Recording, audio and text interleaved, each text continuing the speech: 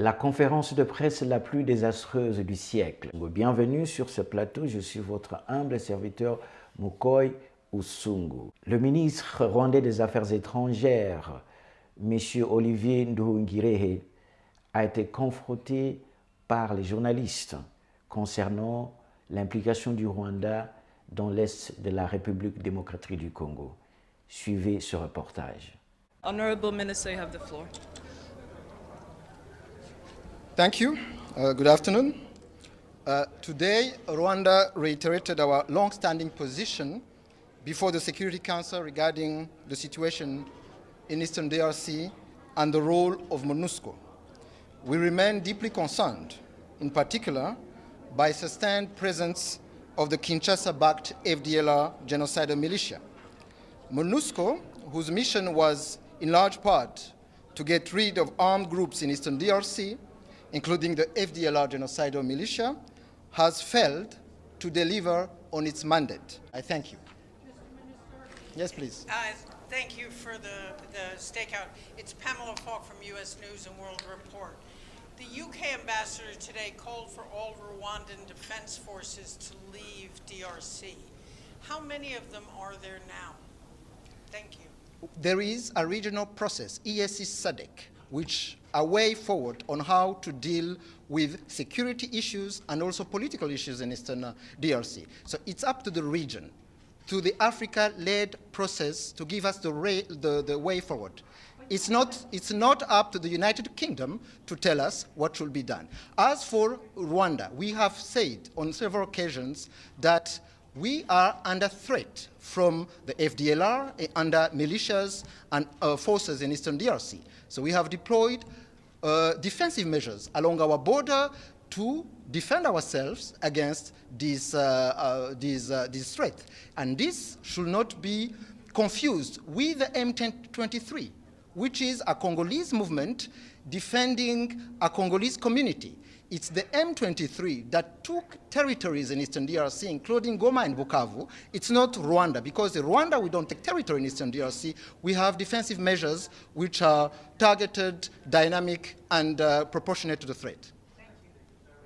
Mr. Foreign Minister, if I can follow up, Gabriel Elizondo from Al Jazeera English. Just to follow up on my colleague's question, how many troops do you have in the DRC?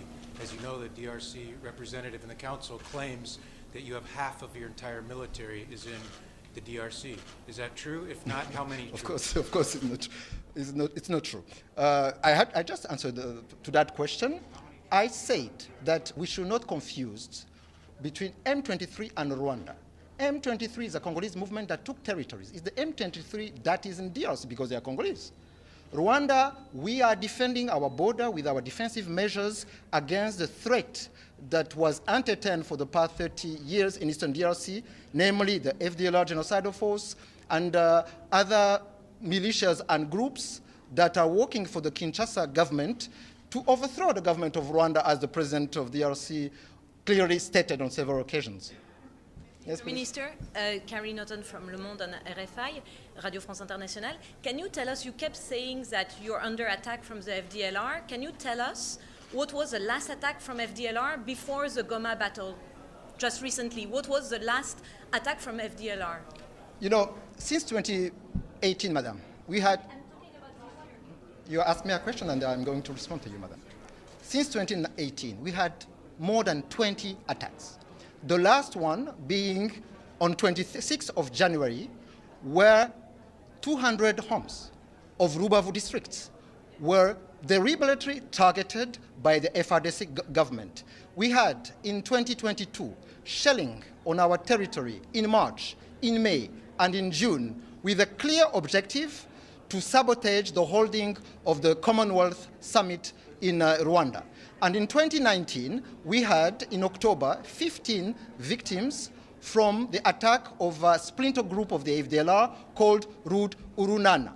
And in 2018, we had also several attacks from June to December on our territory in southwest of the country, killing 9 people, including a young girl of 13 named Onela and a young boy of 17. So we have a threat and also attack on our territory.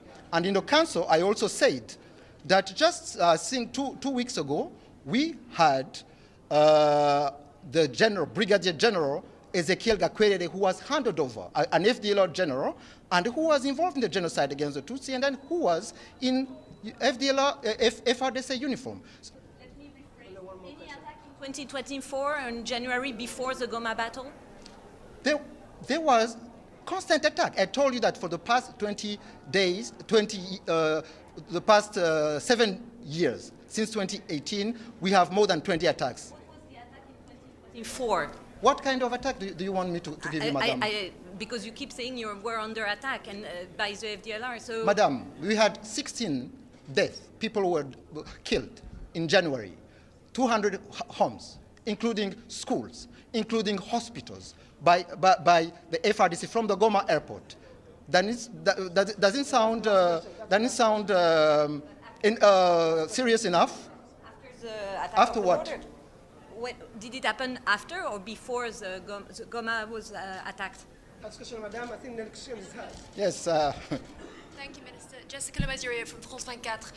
Just to clarify, because it wasn't clear to me, the UN has said that you have up to 7,000 troops in DRC. How many troops do you have? How far have they gone in? What exactly are they doing? Why are they there? Yes, this is the third time that we'll respond to this question. We don't have troops in Rwanda. We have defensive measures to deal with the threat coming from Eastern DRC, mainly by the DRC-backed FDLR and other groups that have consistently attacking our territory. Thank you very much. Merci de nous avoir suivis. S'il vous plaît, abonnez-vous massivement pour continuer à recevoir des informations à temps réel et surtout des vraies informations concernant notre continent et au-delà. Nous sommes là pour le panafricanisme. Merci.